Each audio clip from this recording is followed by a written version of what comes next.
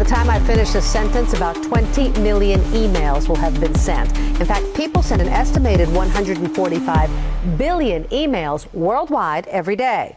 CEOs and other top executives usually have personal assistants to handle all the tasks buried in those emails.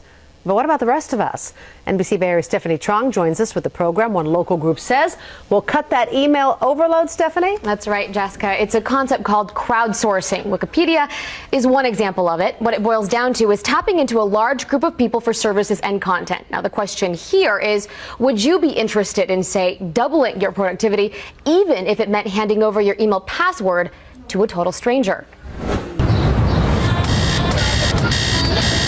From the moment you wake up to when you're at work, whether it's on your desktop or on your cell, those emails just keep on coming. And some of it has important tasks. But the more time reading may mean less time doing. And they seem trivial, but they really hold us back. CEOs and top execs have their own solution, personal assistants who dig through emails for them. Managing that onslaught.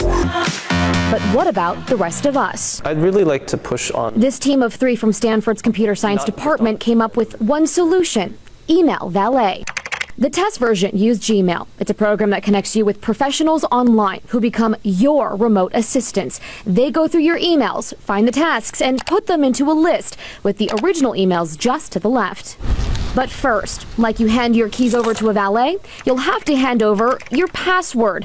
The group decided to test the idea. Would people give strangers access to their emails? We actually validated that it was indeed a crazy idea. PhD student Nicolas Kokkalis says of the 600 people surveyed, less than 4% said they'd be willing to give up their passwords.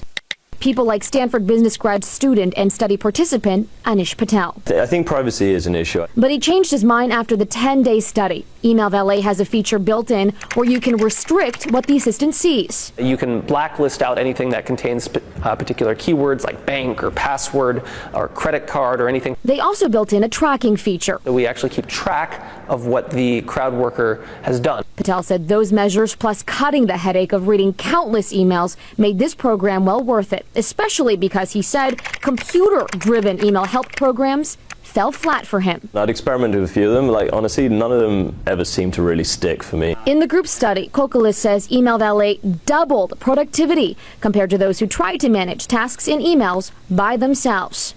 How much would you have to pay? It's estimated the total comes in at less than $2 a day, or $60 a month. That compared to a $3,000 per month salary of a real executive assistant. So what got Kokkalis started on Email Valet in the first place? The idea came after creating a social media gaming platform. We were measuring how much time people spent playing the games. The total, more than 1 billion minutes, translated to 8-hour workdays. That is about 2,000 years.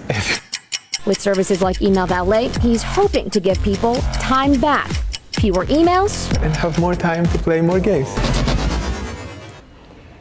Now, as for the cost of all that, Email Valet creators say it would be less than $2 a day. It is still in the very early stages. They're hoping a company will see the potential for doubling this productivity and pick up the project. Jess and Raj. How do we sign up for that again? Very interesting, isn't it? All right, thanks, Stephanie. Let's bring in our chief meteorologist, Jeff Ranieri. Happy Friday night to you. Yeah, you too. As your